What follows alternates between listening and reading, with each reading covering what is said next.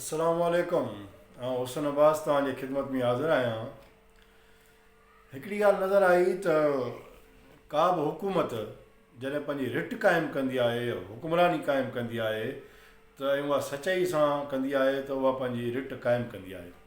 Corona virus जे मामले ते सिंध हुकूमत खे एप्रीशिएट कयूं था जीअं मतिलबु रिट क़ाइमु कई आहे पंहिंजी।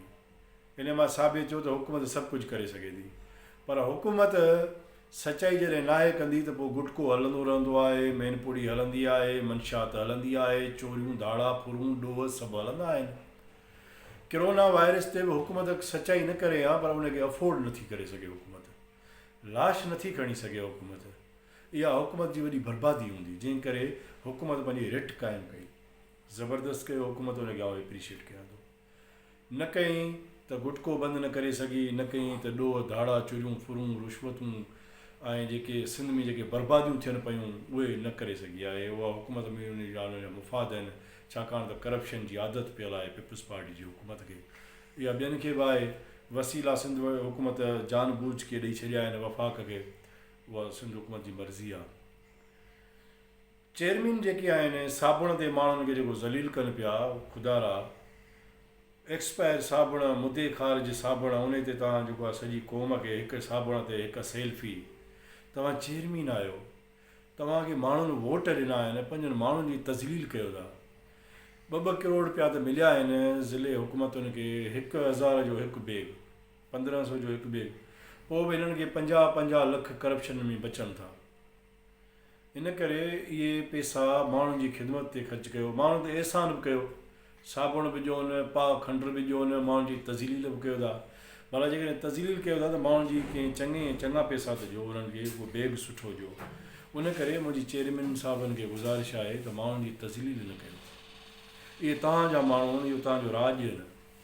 पंजाब KPK जा माण्हू तव्हांखे वोट कोन ॾींदा, इहे ॾींदा आहिनि तव्हांखे वोट। तव्हांजूं इज़तूं इहे तव्हांजा माण्हू कराईंदा आहिनि। जॾहिं त KPK जा माण्हू सिंध में कारोबार ते क़ाबिज़ आहिनि, पंजाब जा माण्हू कारोबार ऐं वसीलनि ते क़ाबिज़ आहिनि।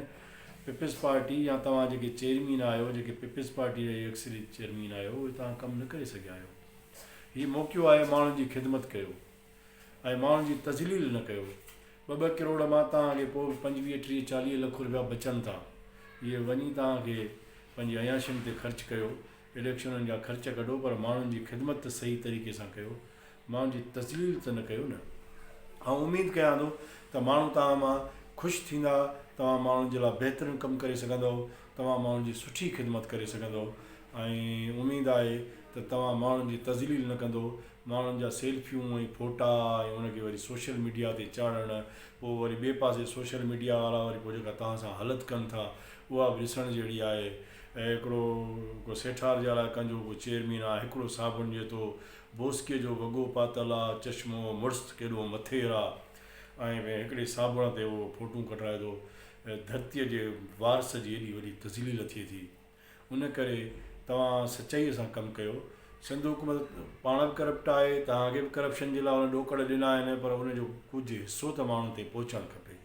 उमेदु आहे त तव्हां माण्हुनि जी तज़लील करण जे बजाए माण्हुनि जी ख़िदमत कंदो। ऐं मुंहिंजी इन ॻाल्हि मां जेकॾहिं तव्हांजी का दिलि आज़ारी थी आहे, ऐं उन ते तव्हां खां माज़रत थो